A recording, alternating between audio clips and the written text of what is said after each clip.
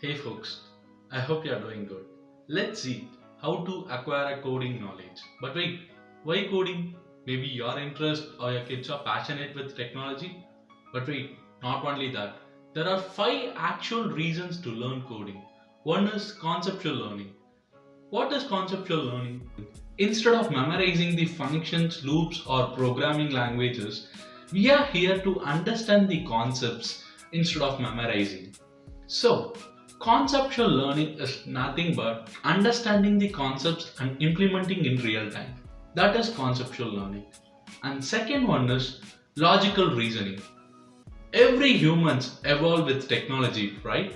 But not everyone knows the actual concepts or mechanism or backend process about the technology which we daily use. So, we are here to understand the backend process or real time applications like Facebook, WhatsApp, the games which we daily play, and implementing in our logical thinking.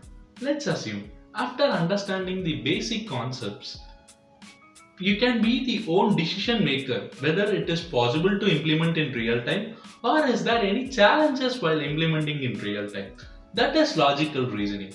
Logical thinker can easily evolve with technology and easily evolve with practical knowledge. So that is logical reasoning. Third one is adaptive learning. What is adaptive learning? You don't want to be dependent on someone to learn the concepts. Instead, you can be the independent learner. After understanding the concepts, you can implement and you can understand the advanced concepts. So that is adaptive learning. And the fourth one is professional growth. And the fifth one is financial growth or the combination of digital portfolio. What is digital portfolio? After understanding and implementing the coding knowledge, highlight your career achievements to help you to grow financially as well as professionally. So that is the thing which we are going to do.